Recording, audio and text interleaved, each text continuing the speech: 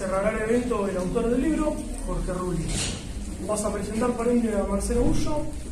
El mismo es un académico, analista y consultor de relaciones internacionales. Es regionalmente reconocido por ser el creador de la teoría de la información fundante. Fue discípulo del politólogo brasileño Eero Fabrível y el sociólogo y teólogo uruguayo Alberto Metol Ferrer.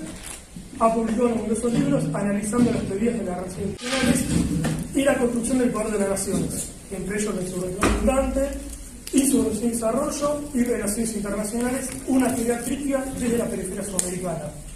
Estos tres forman parte de lo que podríamos llamar, o al menos nosotros le decimos de causa, no se nos permite el autor, la trilogía de la insubordinación, libros que recomendamos enfáticamente leer para dar la batalla cultural real que se tiene que dar, que queremos nosotros contra el neoliberalismo, y evitar esa batalla que nos vendían actualmente entre el neoliberalismo de derecha y de izquierda. Sin más, lo dejo con Marcelo Bullo. Bueno, buenas tardes a todos, muchísimas gracias a los organizadores por invitarme. Hago también público de nuevo mi agradecimiento al compañero Jorge Rulli, que me honró con el pedido que haga el prólogo de su libro. Un día cuando nos conocimos en la CGT me pidió y yo le dije que con todo gusto iba a hacer el prólogo del libro, ¿no es cierto? Independientemente que no había leído todavía el libro, para mí era un honor hacer un prólogo a un héroe de la resistencia peronista. Es decir, resistencia peronista que significó, a mi criterio, la segunda guerra de la independencia argentina, porque el general Perón en 1955 cae justamente por una maniobra del imperialismo británico y no del imperialismo norteamericano en ese momento. Y la resistencia peronista, cuando todo estaba perdido, se pone de pie para resistir, se entiende, los gobiernos oligárquicos, cuando no había nada que ganar. Cuando no había nada que ganar, es decir, cuando ser peronista era todo para perder, era todo para perder. Es decir, el pueblo peronista, al cual se lo acusó siempre de ser peronista por haber recibido dádivas de Perón, demostró en ese momento que cuando ser peronista era ir preso, cuando ser peronista o sentirse peronista, por eso decía el decreto que ni siquiera los soviéticos habían atrevido a hacer la Unión Soviética, estaba prohibido pensar y sentir como peronistas. Ahí el pueblo argentino, de pie, cuando no tenía nada que recibir, cuando ser peronista era todo en contra, porque uno lo llevaba a la cárcel o a la muerte, el pueblo argentino luchó por el retorno de Perón. Y Jorge Rulli fue uno de los héroes de esa resistencia peronista. Pero claro, nosotros estamos en un momento histórico donde a mi entender, no caben ya medias tintas, no podemos hablar con medias tintas, no podemos hablar con sobreentendidos, no podemos no mentir, porque nunca hay que mentir, sino que no podemos no decir toda la verdad, porque las circunstancias son agónicas, ¿está? En agonía mortal, el peronismo ha recibido 2 puñaladas metafísicas y está agonizando. Permítanme ustedes entonces hacer un poquito de historia, porque si bien los jóvenes a veces no les gusta hacer historia, sin historia no se entiende nada, ¿está? La historia lo que permite es explicar el presente, pero también permite, ¿no es cierto?, cambiar el futuro. Ustedes dirán, ¿cómo? La historia permite cambiar el futuro. ¿Sí? Yo entiendo, Marcelo, que la historia explique el presente y el pasado, pero cambiar el futuro, claro, la historia cambia el futuro.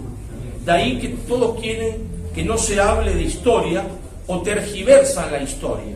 Cambian la historia. ¿Por qué? Porque si yo sé, ¿está? Es decir, si un médico me pregunta, Marcelo, ¿de qué murió, se entiende, su papá? Y mi papá murió de alta presión, ¿está? Reventó y se murió por un ataque de alta presión y el corazón. Y Marcelo, ¿de qué murió, se entiende, su abuelo? Lo mismo. Y su bisabuelo igual, su tatarabuelo igual. Mire, Marcelo, usted está condenado, si sigue comiendo como está comiendo, si sigue chupando como está chupando, si sigue sin hacer ejercicio, pues está todo el día dando clases, a morir como su papá. Ya sabemos que ese es su destino. Ahora, si usted hace ejercicio, deja de comer como un jíbaro, ¿verdad? Deja de comer, se entiende, grasa, como todo, y por ahí se salva, ¿verdad? Es decir, la historia permite cambiar el futuro, ¿verdad? Por eso la pelea por la historia es la gran pelea, porque la pelea por la historia no es una pelea por el pasado, sino que es una pelea por el futuro. Quien controla la historia, controla el futuro. Por eso los liberales y los marxistas siempre quieren falsificar la historia. Por eso los liberales dicen, no hay que hablar de historia, decía Grondona, dejemos de hablar de historia. Hay que cerrar las heridas, no se habla más de historia. No. Si no se habla más de historia, el futuro ya está escrito, es el que vos querés porque vos escribiste la historia. Yo tengo la obligación de hablar de historia para poder cambiar el futuro que vos ya escribiste. En ese tema que es la historia, la dictadura de lo políticamente correcto impuso la falsa idea de la existencia de tres peronismos. Idea fuerza que fue admitida también por los propios peronistas. La existencia de tres peronismos donde, ¿no es cierto?, el tercer peronismo vendría a ser una especie de cosa bochornosa, de un mamarracho histórico, de algo vergonzoso, del cual nos tendríamos que avergonzar. En ese tercer peronismo habría un Perón viejo, gagá, medio tarado en el fondo, y resulta ser que cuando uno analiza ese supuesto llamado tercer peronismo, porque no hay tres peronismos, hay un solo peronismo que toma metodologías distintas, que no cambia de doctrina, simplemente toma metodologías distintas, porque distintas eran las circunstancias políticas nacionales e internacionales que le tocaba enfrentar, pero no porque cambiase de doctrina, no hay ningún cambio de doctrina, hay una actualización metodológica, ¿verdad?, de acuerdo a las distintas circunstancias que le toca vivir. Entonces, en ese tercer peronismo, ¿no es cierto?, Perón aparece como un Perón disminuido, está como un Perón disminuido, o como un Perón especie de monstruo, donde se revela su verdadero rostro. Es decir, en esa versión hay un primer, ¿no es cierto?, peronismo, que es hasta la muerte de Eva Perón, entonces donde el monstruo está contenido, se entiende, por Eva Perón. La dulzura de Eva hace que el monstruo, ¿no es cierto?, no salga a la luz el monstruo. Muerto Eva, nadie se da cuenta de la existencia del monstruo, porque enseguida viene el 55, ¿no es cierto?, la Revolución Libertadora, los 18 años de exilio, pero, ¿no es cierto?, vuelto, se entiende, el monstruo, entonces ahí sí se ve su verdadero rostro, está el rostro macabro del monstruo, que echa a una supuesta juventud maravillosa, está de la plaza, juventud maravillosa, que le gritaba, también se tergiversa la historia en eso, que le gritaba, votamos por una puta, una muerta y un cornudo. Votamos por una puta, una muerta y un cornudo, le gritaban a Perón. Y Perón, con esa sabiduría extraordinaria que tienen solamente los grandes conductores, dice dos cosas conceptualmente, dice muchas más cosas, pero conceptualmente, ¿qué dice? Dice, sus jefes son mercenarios pagados por el extranjero.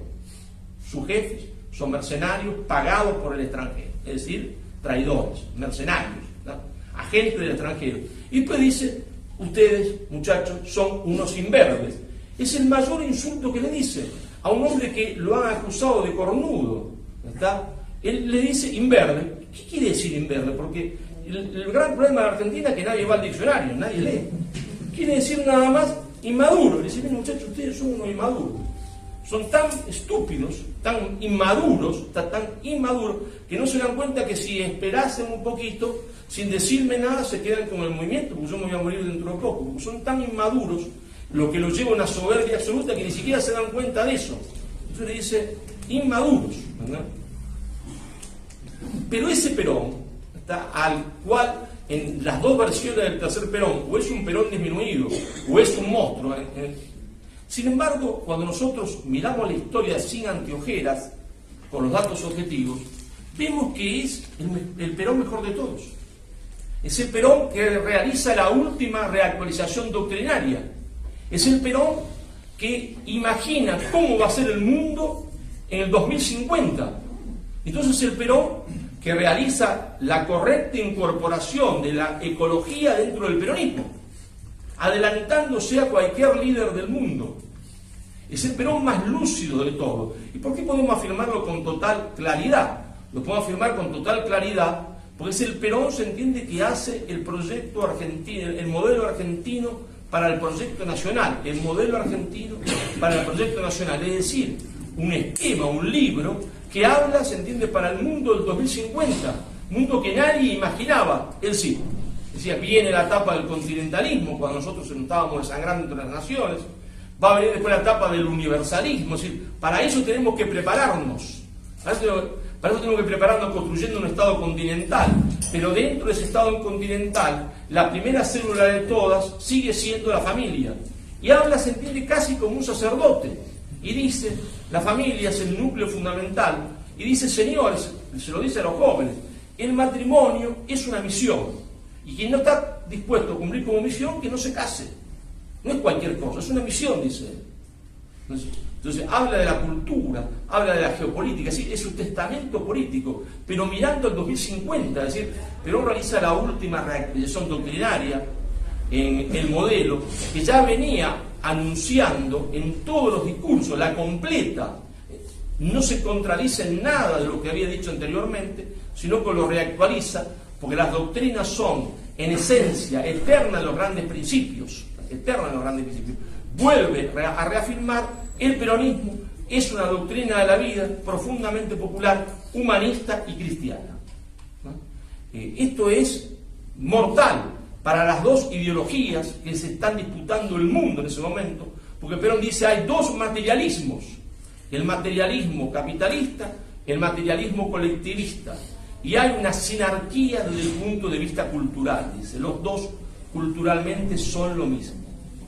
Y es aquí donde Perón se va a enfrentar, y lo que va a explicar después lo que llamamos la agonía del peronismo, que el peronismo esté en agonía hoy, donde Perón se va a enfrentar a los dos grandes proyectos que hay en el mundo en ese momento, que no son el marxismo, ni son simplemente el capitalismo, sino que son proyectos pensados en ese momento, pero no solo Perón piensa estratégicamente, también la oligarquía mundial piensa en términos estratégicos, y la oligarquía mundial ha elaborado dos proyectos. La cara visible de esos dos proyectos, de un proyecto es Kissinger y del otro proyecto Brzezinski. Kissinger y Brzezinski son la cara visible del proyecto de la oligarquía financiera mundial. La oligarquía financiera mundial dice, señores, analiza exactamente el mundo como Perón, nada más que llega a conclusiones distintas que Perón, y a propuestas distintas. Dice, señores, para el 2050 este mundo va a estar superpoblado, con un gran problema ecológico. ¿Qué tenemos que hacer? La primera propuesta, se entiende, es la de Brzezinski. Hay que instaurar la economía de la muerte. Hay que instaurar la economía de la muerte. Es decir, hay que instaurar un sistema económico que lleve al hambre, a la miseria y a la muerte. Recuerden ustedes que todavía estábamos en el keynesianismo, en los mejores 30 años de Europa, en donde se había conquistas sociales para los trabajadores, donde aparecían conquistas sociales en todas partes del mundo. Y ahí es cuando ellos deciden que el modelo económico va a ser, se entiende, el neoliberalismo. Porque el neoliberalismo es la economía de la muerte, conduce a la muerte. Pero es en ese mismo momento histórico, esto no es que es una fantasía, ellos se reúnen en lo que se llamó el Club de Roma, ¿no? Lo dejaron por escrito aparte. Tuvieron la desfachatez de dejarlo por escrito. En ese mismo momento, la otra cara visible, pero del proyecto cultural, es el señor Henry Kissinger. Y Henry Kissinger dice entonces, ¿cuál es nuestro proyecto? Nuestro proyecto es la cultura de la muerte. Brzezinski está al frente del proyecto de instaurar la economía de la muerte, y yo, Kissinger, estoy al frente de instaurar el proyecto de la cultura de la muerte. Es decir, el mundo va a la superpoblación. Entonces, ¿qué es lo que hay que hacer? ¿Cuál es la solución para eso? La solución para eso es una política que se llamó, se entiende, el informe Kissinger, está accesible a todo el mundo, se entiende en la red. Yo no entiendo por qué la gente se asombra, por qué no agarra y lo lee. Donde establece Kissinger las políticas fundamentales a llevar a cabo, es decir, control de la natalidad a través del aborto y a través de toda una cultura que fomente, se entiende, la destrucción de la familia, ¿está? Y el alejamiento de la mujer del tema de la maternidad. Es decir, hay que evitar de todas maneras la procreación en el mundo. Hay que disminuir la población. De una forma la vamos a disminuir con el plan de Brzezinski, de la trilateral, que es la economía de la muerte, y ahora la vamos a disminuir con la cultura de la muerte, obviamente complementado con el plan siempre presente, nunca extinto, que es el plan de las guerras, es decir, que se maten en sucesivas guerras muchas personas. Y Perón se va a enfrentar a esos dos grandes proyectos. Pero Perón no se va a enfrentar de forma solamente teórica. Perón se va a enfrentar de forma práctica, porque es la Argentina peronista, con el Perón más lúcido de todos, si es que hay tres peronismos, y si es que hay tres Perón, cosa que no lo hay, el tercero es más lúcido que los dos primeros. Porque es el hombre, se entiende, que propone la unidad nacional, es el hombre, se entiende, que lleva a la oposición a darle oficinas al lado de él en la casa de gobierno, ¿está? Es el hombre que se ha superado a sí mismo, que reactualiza en lo fundamental sin perder la esencia. Es el hombre que hace discurso de una profundidad que hasta el día de hoy no ha alcanzado ningún líder de la República Argentina, porque todos, en comparación de sus discursos, parecen discursos analfabetos, porque los libros que se publican por los llamados líderes de la Argentina parecen, se entiende, libros dedicados a telenovelas, a contar chismes. Sinceramente, claro, contado chistes sinceramente. Ese Perón elabora, se entiende, un plan de resistencia al proyecto Kissinger, que es el que va a llevar la delegación argentina a la reunión de Bucarest. La reunión de Bucarest de las Naciones Unidas es la reunión fundamental, porque es ahí donde Kissinger piensa, a través de Naciones Unidas, imponer la cultura de la muerte. Imponer la cultura de la muerte, que venía trabajando él con todo su grupo, por supuesto Rockefeller en primera instancia, y la Argentina se opone a eso. Es la vanguardia de los países que se oponen, pero no solo la vanguardia, no lo hace solitariamente. El peronismo organiza la resistencia de los países del tercer mundo contra el plan de Kissinger. Y el peronismo organiza la resistencia contra el plan de Brzezinski. Contra el plan de Brzezinski, es decir, la elaboración de un modelo económico alternativo al neoliberalismo y al marxismo que no implique la economía de la muerte. Y entonces ustedes dirán, bueno, pero ¿qué tiene que ver todo esto con la agonía del peronismo? Tiene que ver porque nosotros no lo sabíamos, qué es lo que se iba a producir tras la muerte de Perón y tras, ¿no es cierto?, el golpe de Estado de 1976, que Perón ya había anticipado y había dicho que de producirse otro golpe de Estado sería de tal naturaleza que la Argentina que surgiría de ahí sería una Argentina colonial y la democracia que surgiría de ese proceso sería una democracia colonial, dice Perón. Y entonces tenemos dos momentos claves que llevan a la agonía del peronismo. Dos momentos claves. Ustedes saben que Perón decía, la historia es una serie de instantes decisivos, decía Perón.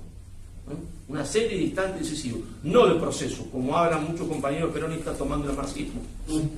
Creo que ellos dicen ser peronistas, pero toman las categorías de análisis marxista.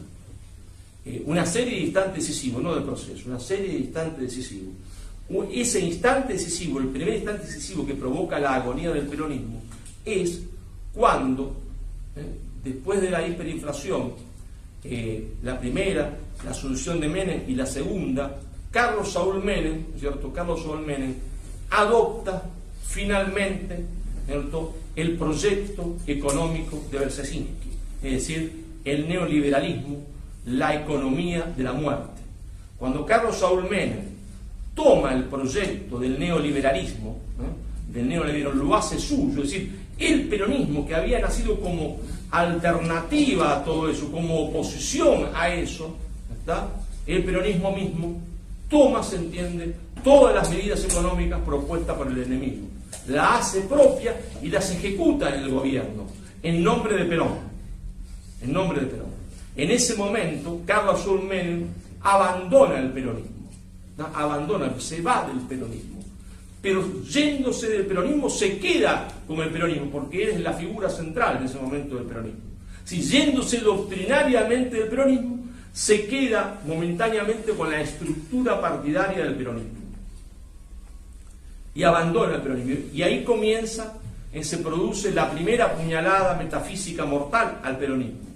Y el peronismo recibiría una segunda puñalada metafísica, que explica, se entiende, su agonía actual. La segunda puñalada metafísica se produce cuando la senadora Cristina Fernández de Kirchner, ¿no?, en el Senado de la Nación, en una noche fría del Senado de la Nación, una noche fría de la ciudad de Buenos Aires, adopta como proyecto cultural el proyecto cultural de Kissinger. Cuando ella adopta el proyecto cultural de Kissinger, cuando ella adopta la cultura de la muerte, cuando ella vota a favor del aborto, está adoptando el paquete completo que había elaborado Kissinger, todas las medidas exactas del proyecto Kissinger, ¿está? Todas las medidas que después nosotros hemos denominado progresismo cultural, supuestamente de izquierda, que fueron elaboradas por Kissinger. Pues no hay una sola mesa medida de izquierda de todos esos tiringos que desfilan con la bandera verde, ¿se entiende? Y el PO, está imberbe, ¿está? Que desfilan, se entiende, con el libro de Kissinger en la mano, el proyecto de Kissinger en la mano, ¿no? Esos son siervos del imperialismo, los más estúpidos de todos los siervos, porque encima son gratis, el imperialismo no le paga, por lo menos a Sper le paga. Yo prefiero a Sper, porque es más inteligente, cobra por eso. Todos los idiotas van, se entiende, por la Avenida de Mayo con las banderas verdes, gratis, son mano de obra gratis del imperialismo. Cuando la señora Fernández de Kirchner vota sí al aborto, ¿no?, sí al aborto, ella, exactamente igual que Menem, pasa la línea, salta la línea, se pasa de bando, abandona el peronismo. Es decir, igual que Carlos Saúl Menem traiciona al peronismo, porque toma, como Carlos Saúl Menem toma el proyecto cultural del enemigo. Está escrito ahí, no hace falta para nada, que es una comprobación fáctica. Todo lo que ella dice está dicho por Kissinger, todo. Y todo lo que decía de Carlos Saúl Menem estaba dicho por Brzezinski. Si toman el proyecto del enemigo, es decir, le dan al peronismo dos puñaladas metafísicas. Y entonces, hoy, muchos jóvenes, creyendo ser peronistas, son profundamente progresistas, es decir, antiperonistas, ¿está? Pero desfilan con la bandera de Evita, desfilan con la cara de Arturo Jaureche, desfilan diciendo que son o han leído a Scalabrini y Ortiz. Esas dos puñaladas metafísicas que recibe el peronismo es lo que provoca, se entiende, la agonía que está viviendo hoy, pero una agonía dulce porque es como un herido de dos puñaladas que ha, ¿no es cierto?, ingerido opio, está como dormido, está como dormido, al punto tal, está como dormido, que su candidato a presidente le dice que a mí me formó más Bob Milan que Perón. Y no hay un solo tipo con huevos en la Argentina, uno solo, que salga a decirle: usted es un hijo de puta, porque usted le está faltando respeto a Perón. Usted puede decir eso, si usted tiene todo el derecho de decirlo del mundo, porque usted puede haber formado más Bob Milan que Perón, y es verdad, usted le formó más ese señor de Perón, pero usted no tiene derecho a ser candidato peronista diciendo eso. Usted no tiene ningún derecho a ser candidato peronista para engañar al pueblo peronista una vez más, diciendo, se entiende, que usted va a instaurar un peronismo, se entiende, liberal, un liberal peronismo progresista. Usted no es peronista. Pero ese señor lo puso la señora Cristina Fernández de Kirchner. Y lo que es peor, por eso es una puñalada metafísica profunda, en toda ocasión que se había producido antes de estas dos puñaladas, antes de la puñalada de Menem y antes de la puñalada de la señora Cristina Fernández de Kirchner, siempre las bases peronistas, siempre los militantes peronistas habían resistido la traición de la dirigencia. Habíamos tenido muchas traiciones en la dirigencia, muchísimas, muchas de las cuales se enfrentó a cara descubierta el compañero Rulli. Pero es la primera vez que la militancia, por la aspiración a tener un cargo, un carguito, o por la aspiración de que un compañero llegue a tener un carguito y me dé algo, no dice absolutamente nada, calla la boca completamente ante la más completa negación del peronismo que se ha producido en su historia, tanto por los menemistas, tanto se entiende por los kirchneristas. Ambas cosas están vivas, uno está con Macri, el otro es candidato de un frente, se entiende, que tiene la desfachatez algunas veces de nombrarlo a Perón. Por eso estamos hablando, y hay que hablar ya sin eufemismo, no hay lugar más para eufemismo, no hay lugar para eufemismo, le decía yo con un compañero charlando al mediodía, porque estamos en la última trinchera. Estamos en la última trinchera. Si ellos pasan esta trinchera, seremos definitivamente derrotados. Ya no tenemos más, ya hemos perdido toda la trinchera, venimos perdiendo de la 10ª, la 9ª, la 8ª, la 5ª, y ahora estamos en la última trinchera. Está en la última trinchera. Si ellos pasan esta trinchera, si ellos imponen, y lo van a intentar imponer con el macrismo o con el fernandismo, la ideología de género, que es antropológicamente contraria al peronismo, entonces el peronismo habrá dejado de existir como un movimiento nacional de liberación, se habrá transformado definitivamente en el partido de administración de la dependencia, y entonces sí tendremos que decir que nosotros no sabíamos, no nos habíamos dado cuenta, que el pueblo no lo había imaginado nunca, que ese trágico 1 de julio de 1974, ese día no solo moría Perón, sino que ese día moría el peronismo, ¿no? Y que, como el mío sí, siguió dando algunas batallas después de muerto, pero en realidad estaba muerto. Muchísimas gracias, yo los dejo, se entiende, como el autor del libro, que es el que tiene que hablar.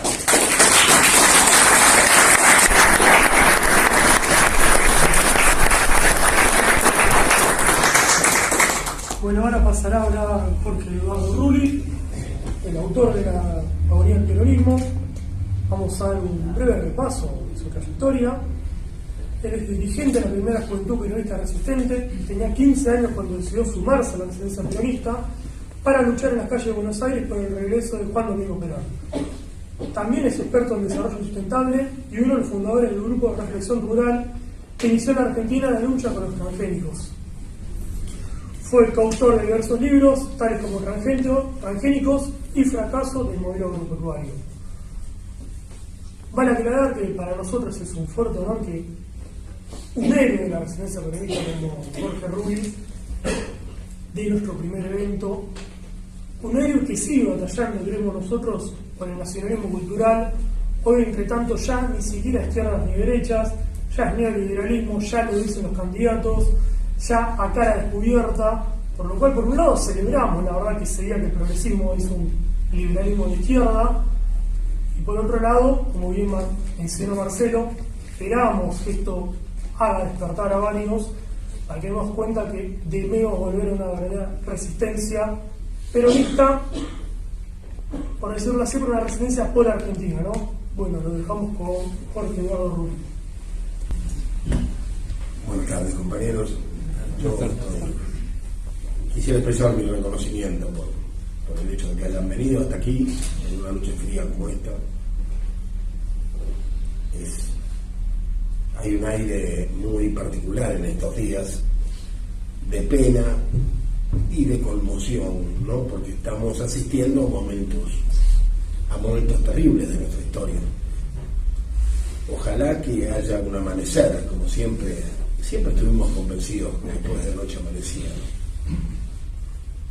Pero este es un momento particularmente terrible. Yo venía aquí en el tren Sarmiento y se sentaron atrás, primero en el pasillo, dos de estas personas que acostumbran a hablar de política fuerte para que remedan las cosas que hacíamos antes. Ahora todo es un esperpento de lo que fue, ¿no? Y todo el material del que hablaban tenía relación con C5N, ¿no? Porque parece que la pelea es una pelea de canales de televisión.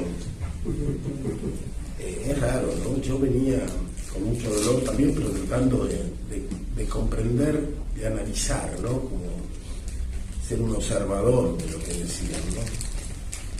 y convencido de que en ellos el peronismo no latía, no había nada de peronismo, no tenía nada que ver, era otra cosa, ¿no? Era lo que viene es una confrontación con odio contra Macri,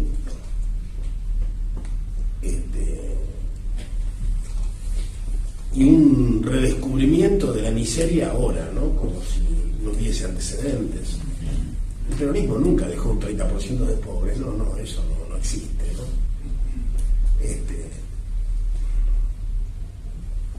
Y venía pensando en ustedes y en lo que yo tenía que decir, y la verdad que no encontré nada que decir. Así que estoy improvisando. Pero realmente da pena escuchar a estos militantes, ¿no? Da pena porque el espíritu revolucionario se perdió. Y yo venía imaginando cómo habrán sido las primeras elecciones, ¿no? Las primeras, después de la revolución del 17 de octubre, vamos a un proceso electoral, pero había una mística, había una esperanza, ¿no? Ahora parece que todo eso se ha perdido, ¿no? Y hay una vulgaridad en las palabras, en los conceptos. La idea misma de revolución se ha perdido totalmente. Yo en mis últimos escritos, en los últimos años, y en mis últimos dictados, porque ya no escribo, lo que hago es tratar de analizar los procesos que condujeron a esto, ¿no? A este final de fiesta. Procesos que, bueno, de los que a mí me parece que sería importante comprenderlo, tomar conciencia, porque cuando uno se equivoca es importante comprender por qué se equivoca, de lo contrario no hay capacidad de corregirse. Y nosotros, si no entendimos qué nos pasó, no podemos ni siquiera intentar recuperar el espíritu del movimiento nacional, aunque sea con otros nombres, con otros sustantivos. Entonces, y venía en el tren, porque a mí me pasan estas cosas, no hay casualidades, ¿no? Y me llama un compañero que era de los Demetrio, me dice: Rubí, te llamo, pero estoy en el tren. Sí, pero dice: te quiero contar que un grupo de compañeros nos hemos reunido y y la idea que tenemos es formar otro partido. Otro partido, no es otro movimiento, es otro partido. Qué bien, formar otro partido, dice, y hacer una resistencia como la que hiciste vos y como la que luego hicimos nosotros. Entonces, qué bien, dame tiempo para pensarlo, le dije. Bueno, pues estoy en el tren, bueno. O sea, yo no hice la resistencia, y la pequeña burguesía radicalizada tampoco hizo otra resistencia en el 71. Yo creo que no se entendió un pito de la historia y por eso es que no podemos cambiarla. Acá hubo un proceso de masas y hubo una historia que tiene que ver con la Revolución Nacional de la posguerra, que con nosotros viene desde antes de Yalta. Que no son muchos los movimientos de liberación que vienen desde antes de Yalta. El nacionalismo argelino sí viene desde antes de Yalta, porque ya muchos combatientes de la Segunda Guerra en realidad ya trabajaban para el nacionalismo argelino. Pero todos los demás son posteriores, porque el proceso peronista fue tan importante que desató una serie de procesos similares a lo largo de América Latina, incluso en Chile, incluso con un personaje tan equívoco como Ibáñez, ¿no? Ni hablar de los orientales de Herrera, de los brasileños, de Getúlio, de toda esa corriente, ¿no? que ha prácticamente desaparecido. Y ese proceso que el peronismo de alguna manera lideró, sobre todo a través de esas famosas reuniones internacionales que convocamos y en las que tantos otros líderes fueron como alimentándose, ¿no? De un pensamiento continental latinoamericano. Incluso pasó, todos lo sabemos, con Fidel en la reunión de Bogotá. Y si hablo de Fidel, ¿cuántos más habrá habido en esas reuniones que convocaba el peronismo? Y todo eso se vio interrumpido, ese proceso se vio interrumpido brutalmente por la Revolución Cubana. En realidad, no por la revolución misma, sino por el modo en que la revolución extravió su camino. Porque la revolución cubana cambia de signo. Cuando es acosada por los Estados Unidos, Fidel decide banderarse con el marxismo-leninismo y protegerse de la Unión Soviética, y entonces muchas cosas empiezan a cambiar. Incluso se tergiversa la propia revolución cubana en un proceso que sería largo traer a colación, y surge esta idea del vanguardismo y del foquismo, particularmente del foquismo, que no tiene nada que ver con el proceso latinoamericano y que no fue una experiencia de la propia revolución cubana, pero que aparece en todos los manuales y que condujo a toda una generación heroica de América Latina, heroica pero equivocada, a la muerte. En la mayor parte de estos procesos latinoamericanos, los grupos parecían grupos de comandos desplegados desde una central que reinvadían su propio país. En la Argentina este proceso se dio en los marcos del peronismo, suscitando una enorme cantidad de tensiones. Como era lógico, el peronismo estaba susceptible a las cosas del mundo. Yo me acuerdo en el año 64, el 1 de mayo en la Plaza 11, se dedica a los Panteras Negras. Hablábamos constantemente de Lumumba. Hablábamos de todos los procesos revolucionarios. Desde ya que nos formábamos viendo la batalla de Argel. No estábamos aislados. De ninguna manera. De alguna manera, de una forma importante, la acción soviética sobre Cuba nos cambió el destino. En un sentido, volvió a permitirnos reacomodar el movimiento nacional, que se había roto en el 55, y enormes sectores medios se sumaron al peronismo. No tuvimos capacidad de incorporarlos como debía ser incorporar. Traían su propio pensamiento, en muchos casos su propio encolumnamiento, sus líderes. Dante-Gullo no vino con su gente. Y esto era normal, y a lo mejor estoy hablando de uno de los que más se adaptó. Muchísimos no se adaptaron para nada, o sea, sus propios contingentes venían con sus líderes, se incorporaron al peronismo, no haciendo cola, sino directamente pretendiendo un puesto de conducción. Mucha responsabilidad tiene John William Cook en esto, y sus definiciones de un peronismo descerebrado o miope, o bueno, la idea que daba era un peronismo que estaba necesitado de una conducción, que no se había invertebrado, no tenía una organización interior. Este diagnóstico tan equivocado se convirtió a lo largo de los años en una profecía anticipada, porque es lo que queda hoy. Un peronismo invertebrado, la columna vertebral del movimiento desapareció totalmente. Basta ir a la CGT y ver un edificio vacío, a oscuras.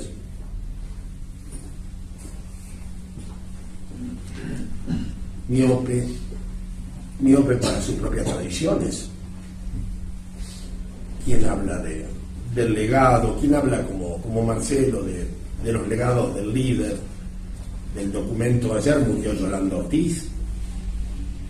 Uno de sus más grandes méritos fue leer en el Pleno de las Naciones Unidas el documento de Perón a los pueblos del mundo. En el año en que se formó el PENUMA, que las Naciones Unidas formaron la Organización para el Medio Ambiente. Nadie lo recuerda. Toda Europa arde en torno al gran tema de la emergencia climática. Días pasados hablaba con gente que visita Francisco.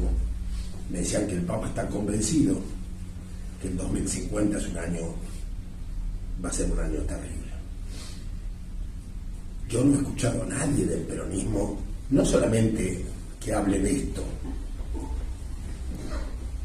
en una situación apocalíptica ya irreversible e imposible de parar, sino que simplemente hable de ecología.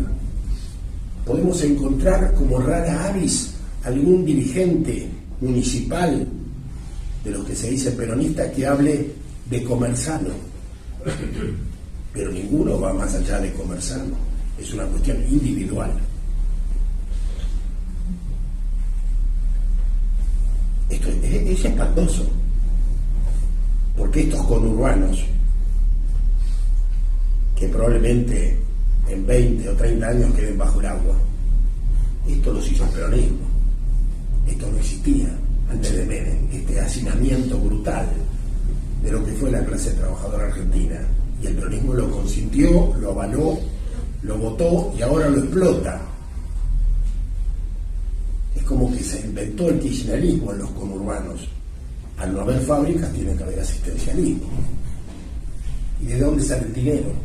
Y lógicamente sale de la agroexportación. Y si el precio de la soja no lo permite, sale de la minería, o sea, del extractivismo. Y cuando las dos cosas no alcanzan, está el endeudamiento exterior. Es muy simple. Tenemos dirigentes absolutamente pragmáticos. Y son los dirigentes que eran de izquierda. En algunos casos se supone que lo siguen siendo. Y en estos días difíciles yo les agradezco venir, porque es más que difícil hablar del peronismo. Yo le decía a unos compañeros, ¿cómo puedo debatir yo sobre el peronismo de Kicillof? Es que no puedo, me tengo que callar, porque lo que diga lo legitima. O sobre el peronismo de Fernández. Si él mismo dice que no es peronista, ¿qué puedo decir yo? Si él se declara marxista, en el caso de Kicillof, por lo demás yo no lo conozco, no sé quién es, nunca me lo presentaron, no tengo. Y esto también es indicativo, no tuvimos nada que ver con él, es un problema de piel también, no tiene nada que ver con nosotros. Y la mayor parte de toda esa gente que está entrando por la cámpora, ¿quiénes son? Algunos compañeros me dicen ahora, nos jodieron, nos dieron largas para que aguantemos, y luego nombraron a todos los de la cámpora. Hermano, joderse.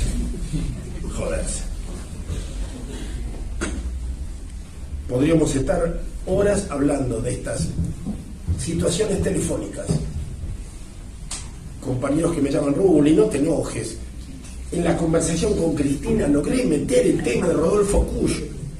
Yo no sabía qué decir, me enojo más todavía.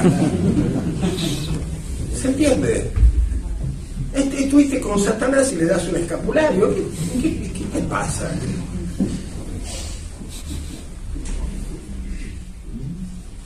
No sé, es como, no sé, será que dejé de entender la política. Pero, digamos, lo que es evidente es que todos los sueños que teníamos desaparecieron, ¿no? Nosotros éramos, qué sé yo, claro, es otra historia, ¿no? A mí me honra que esté. La compañera de Tuli está aquí en primera fila, es muy fuerte para mí.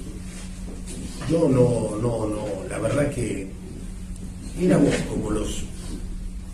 éramos guerreros sueltos, pendejos de 15 años, pero que peleábamos cada uno por la suya. Y desesperados por encontrar a otros en el 55. Era imposible, muy difícil era. ¿Quién te da bola cuando tenés 15 años, no? Empecé por mis compañeros del colegio secundario y todos los que veníamos peleando como peronistas, los tangueros, mejor dicho, porque era tango y fostro. Ninguno de los tangueros se quiso enganchar conmigo. Me acuerdo que lo enganché a ver quién se enganchó. Pero era tan loco. Y empecé a trabajar solo, a hacer cosas, a incendiar comités, a hacer actividades y a circular periódicos como El Líder, El Lidercito, El 45 de Saureche. Tantos periódicos que eran reprimidos y volvían a salir con otro nombre. Y después de los fusilamientos, en un momento dado, aparece Palabra Argentina, un periódico muy tosudo, difícil de acallar, y Palabra Argentina comienza a organizar la primera marcha del silencio, que se debía realizar a un año de las muertes. Y un día me animé, me fui a la oficina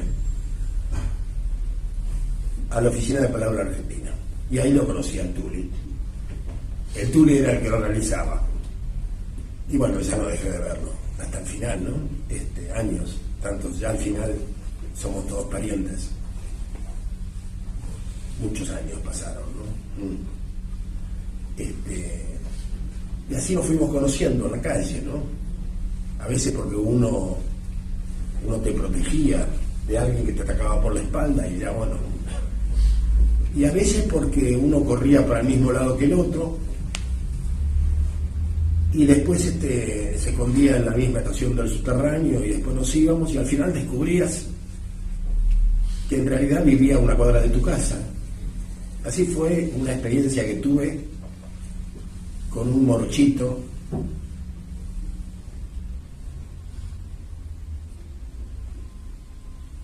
y descubrí que era de las cañitas, como yo. Y al otro día nos encontramos y formamos la Juventud Peronista de Palermo. Así. Él, la novia, un amigo y yo. Primera juventud que organizamos, inmediatamente decidimos sacar un periódico y al otro día yo ya noviaba con la hermana de él, ya éramos familia. Qué maravilla, ¿no? 16 años.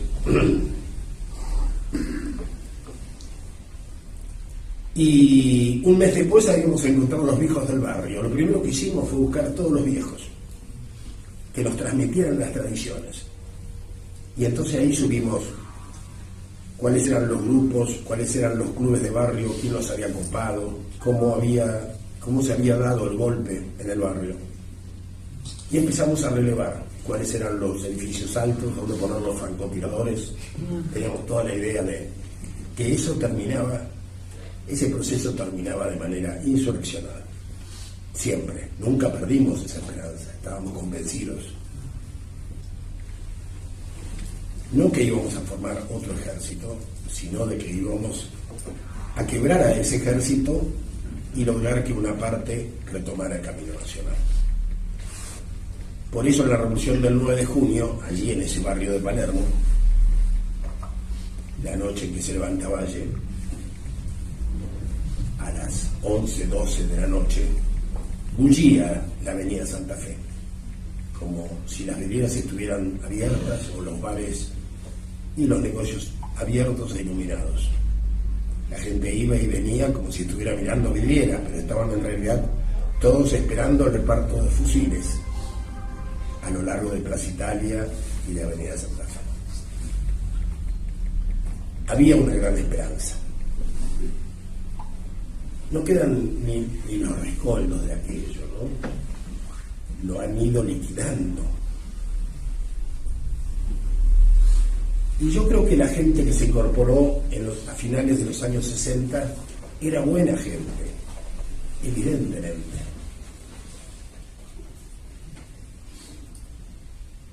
Yo me acuerdo de compañeros que llegaron desde el Partido Socialista, cuando ya estábamos organizando la FAP,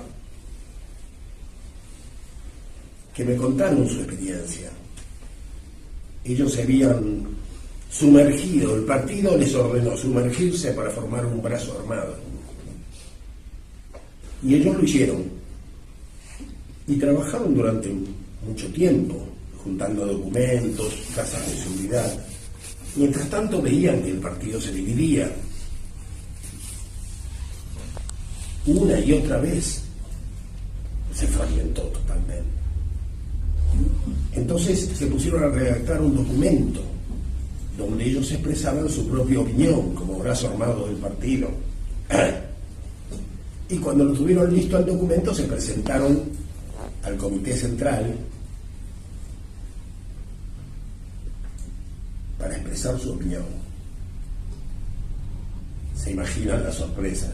No solamente no los conocían, nadie imaginaba, ningún dirigente socialista había imaginado nunca jamás que tenían un brazo armado. Casi se desmayan, por supuesto no los atendieron. Y se tuvieron que ir. Y así pasaron a ser peronistas. Porque en ese momento, a nivel de la lucha armada, estoy hablando del año 64, importaba estar con la lucha armada. Después fueron funcionarios de Cafiero y otros, ¿no?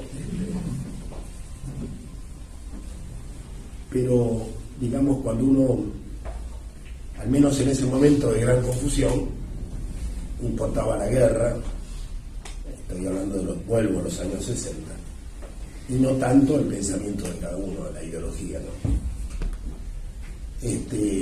Pero a nivel movimiento, la enorme cantidad de grupos de este tipo entraron funcionalmente en razón de un proyecto revolucionario y no de compartir los sentimientos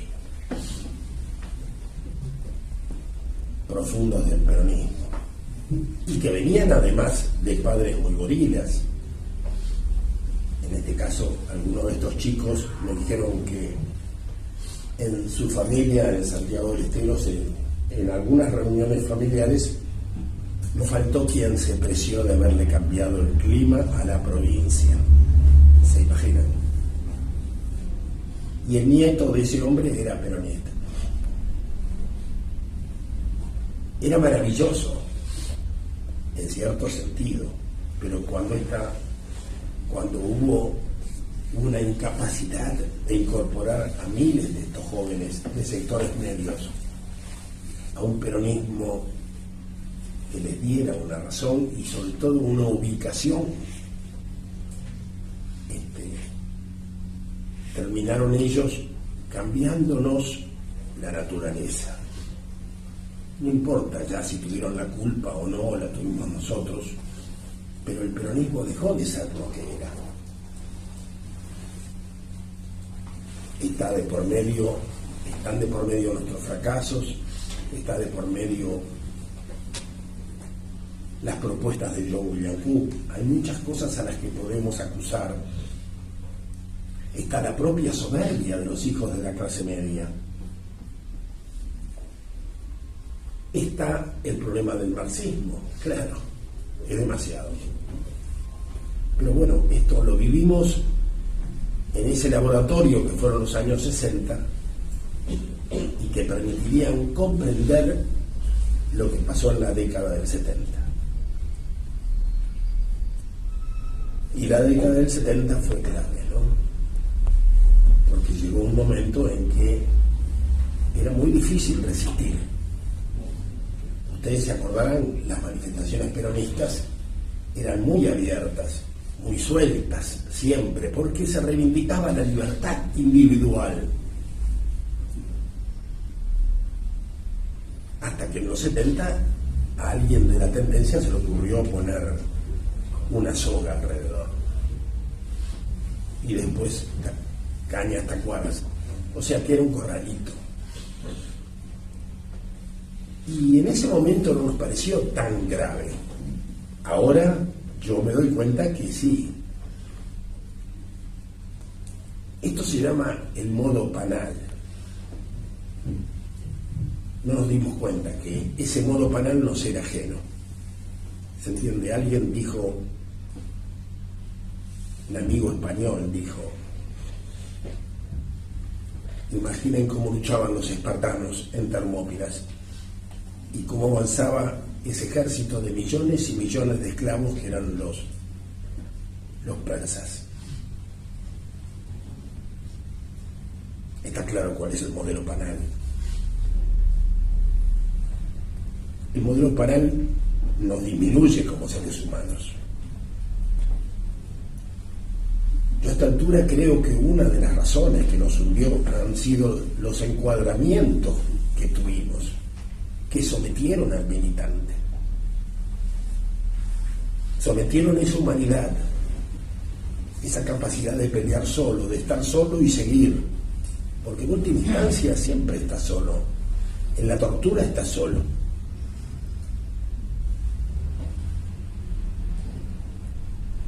Y en la lucha estábamos solos, pero después dejamos de estarlo por diferentes razones, ¿no? Yo comentaba días pasados en la cárcel, en la U9, en algún patio conocí compañeros que decían: qué ganas tengo de ir a tal pabellón, quisiera estar en tal pabellón, pero mirá que ese pabellón es más duro que este, en ese pabellón te patean el culo todos los días.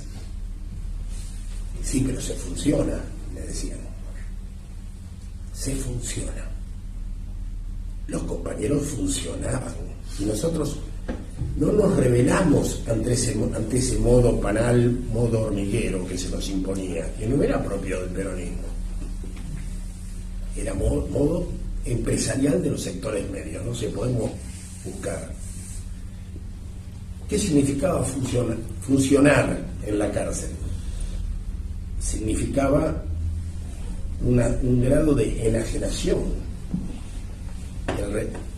Los cerrojos eran iguales, las palizas eran iguales, la mugre, la basura, el insulto, que te sacaran a bañar y el agua fuera hirviendo, estuviera hirviendo, y cuando salías, y cuando recién empezabas a enjabonar, te gritaban a la celda, y te tenías que ir con todo el jabón, y en el camino soportar los puñetazos sorpresivos de los guardias. Pero al llegar acá a la celda, en algún lugar te sacabas un caramelo que había pasado de boca en boca y que traía un informe de cómo la Orga iba avanzando en la contraofensiva, por ejemplo. Y vos sabías que en el pabellón había un responsable militar, que si cometías alguna contrariedad, por ejemplo, te fijaban una pena y entonces dejabas de salir al recreo por tantas semanas. Y había gente que estaba feliz con eso porque sentía: pero aquí estoy de nuevo en la Orga, ahora funciono, no importa lo que me hagan, funciono. Y yo sentía, y yo recordaba las películas de los combatientes del FLN, cuando sacaban a uno y lo guillotinaban. ¿Quién no vio esas películas? Y el silencio de los demás, y después golpear las rejas con los ganchos, con los vasos, con los jarros. Pero no era lo mismo. Esto era una parodia. Así, en el 9 de junio también sacaban y fusilaban. Y cuando abrían la puerta, más de uno le rompió la cabeza al que abría con el banco de la celda en las ceras. Y después resultó que no lo venían a sacar, sino que era el cura que le venía a avisar que no lo iban a matar, pero ya le había roto la cabeza. Decididos a pelear hasta el final. Pero bueno, uno pasa de lo heroico a lo ridículo, hay muy poco trecho, ¿no? Entonces el tema es que nosotros, bueno, ahora ¿cómo volver? ¿Desde dónde volver? Como dice este compañero de los 70, formemos otro partido. Como si el peronismo fuera un partido. Formemos las tres banderas de nuevo. Pero escuchábamos hoy la corrupción en la AFA y los últimos partidos de Tucumán. Y el peronismo con minúscula está implicado en toda la corrupción del fútbol argentino. Y yo decía, ya no es un problema solamente político, es gravísimo. Están los sindicatos metidos en la corrupción del fútbol de Santiago del Estero, de Córdoba. Es decir, ¿cómo hemos llegado a consolidar semejante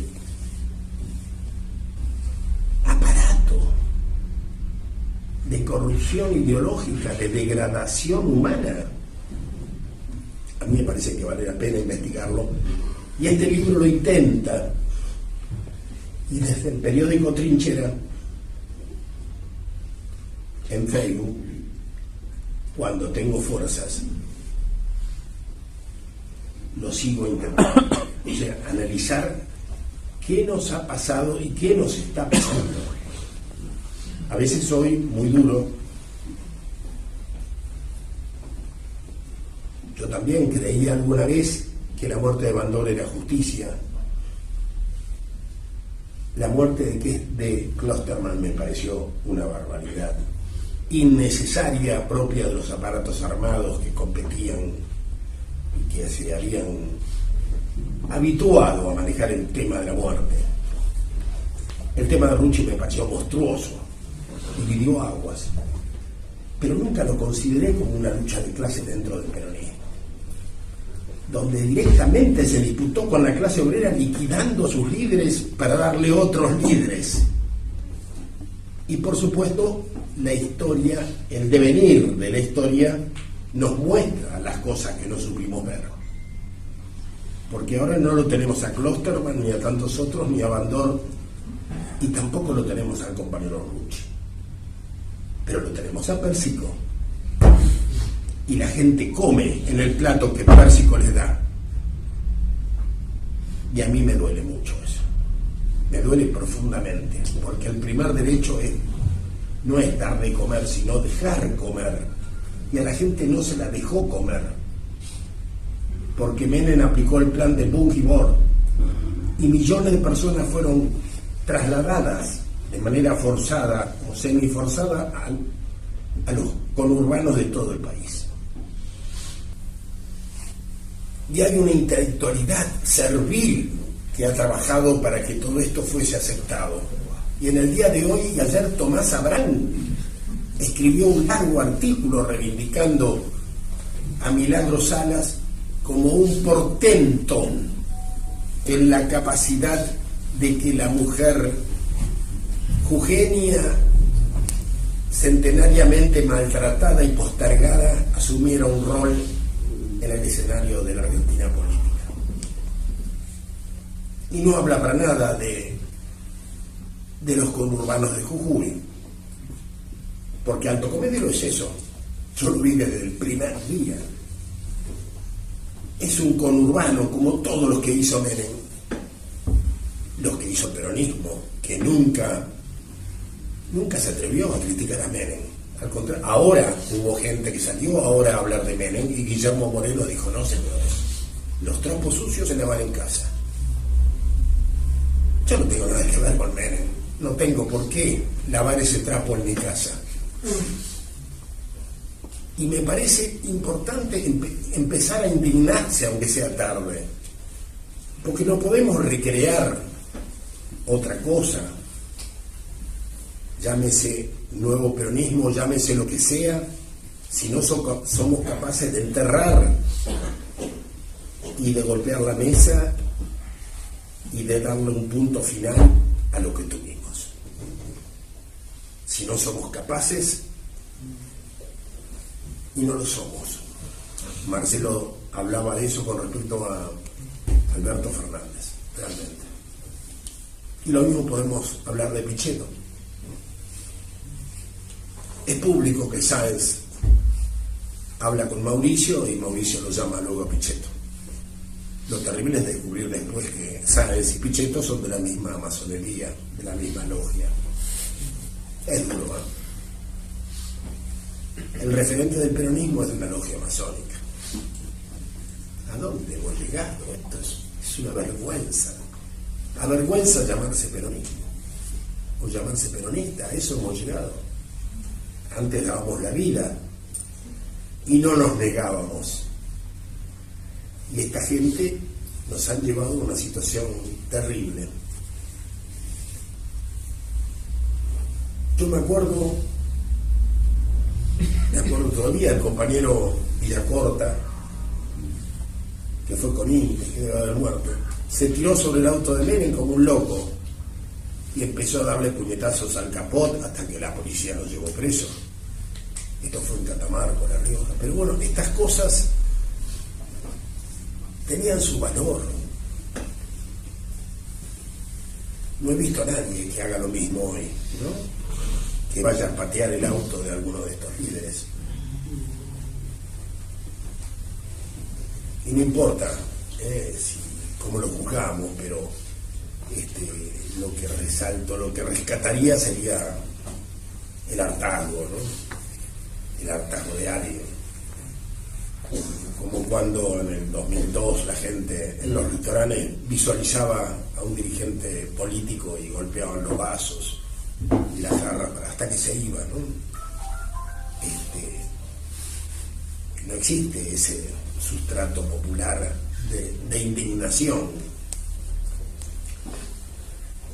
Me parece que determinar la agonía del peronismo y la traición y la intrusión del peronismo, y ya no es peronista. Si el peronismo dejó de ser peronista y se ha sido intrusado, ¿qué hacemos? ¿Basta escribirlo o hay que indignarse? ¿O hay que gritarlo muy fuerte? Y ahí viene la cosa. ¿Qué hacemos? ¿Qué hacemos con nuestra bronca, ¿no? Yo supongo que todos ustedes se lo están planteando. Que no es, el problema no es haber quedado afuera. Si empezamos allí, estamos mal. Estábamos afuera siempre. Estuvimos afuera siempre, aunque no hayamos entrado en ninguna lista. Porque nadie nos va a ofrecer entrar en una de estas listas. Y si nos lo ofrecen, a lo mejor nos estarían ofendiendo. Estoy hablando de otra cosa. Estoy hablando del peronismo histórico que se perdió. Y que si se perdió, nos tenemos que preguntar qué hicimos, qué cosa mala hicimos y cuántas cosas permitimos que no tendríamos que haber permitido. Y ahora, ¿qué hace? Con Jorge Pinto tiene la idea de un consejo de posguerra, de pensadores, para tratar de sentar las bases de una posible recuperación del movimiento nacional, porque hasta eso hemos perdido. Somos un país colonizado, donde la ecología no está considerada en el campo de la política, como si no tuviese nada que ver. El modelo rural no está considerado. Cristina sigue enfrentándose al campo. Lo dice la gente que escuchaba hoy. El campo. El campo no se sabe qué es una idea metafísica. No es para ir a la ola a que Perón le quebró en la columna vertebral expropiándole 11.000 hectáreas. El campo hoy es Eduardo Elfstein, que es amigo de todos los presidentes y de este también. Es Bindlin, es Hugo Sigman, que tiene un trigo transgénico y que ya lo está presionando fuertemente a Mauricio Macri para que se lo apruebe. Un trigo transgénico. Entonces vamos a tener no solamente un pan transgénico, si es que logran su propósito, vamos a tener una hostia transgénica. La impulsan Grogu Patel y Sigman, que por supuesto no son cristianos ni católicos. Rara casualidad. Más rara todavía que encontramos que en un documento del año 17 nos avisó un obispo ortodoxo, el obispo Gorak. En un documento del año 17 la iglesia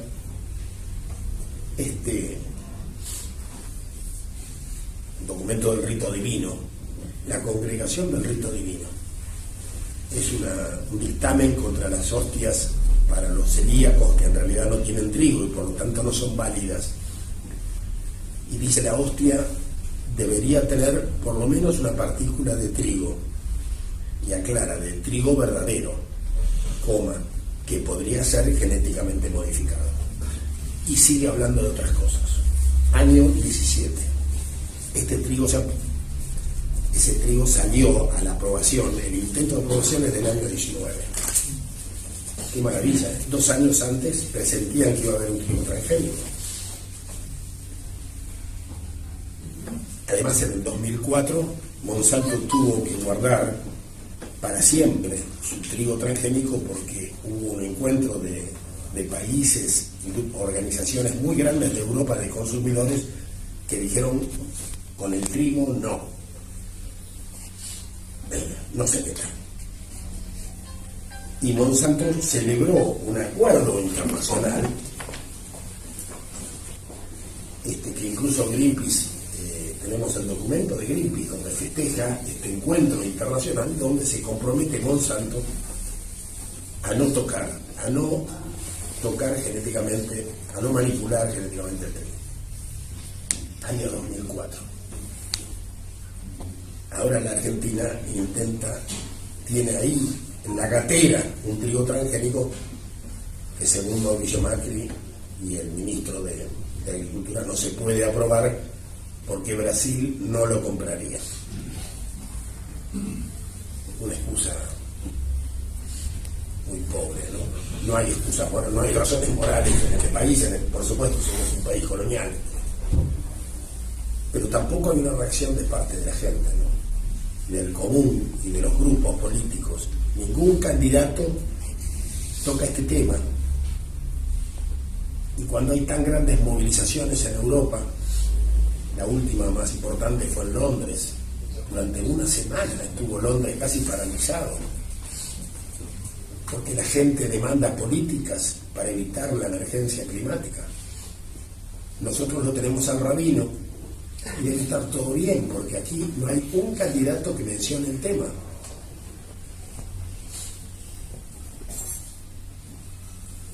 Los glaciares se están deshaciendo en todas partes.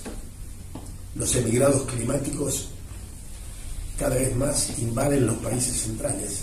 Las Naciones Unidas ya tiene una enorme preocupación por los refugiados climáticos. El ascenso de las aguas es imparable. El deshielo de la Antártida se suma al deshielo del Ártico. Ningún candidato se preocupa en la Argentina. Entonces yo siento que ya no solamente es un problema del peronismo, ¿no? Es como que el peronismo afectó a la Argentina de una manera tal que como país estamos perdiendo las posibilidades de sobrevivir. O sea, hemos perdido la trama espiritual que nos permitía ser nación. O sea, eso nos complica más, porque no solamente tendríamos que analizar qué nos pasa como peronistas y qué hacemos con el movimiento nacional, sino que ya es un problema de Argentina. Hemos contaminado a la Argentina, hemos pasado nuestra metástasis a la Argentina misma. No es poco.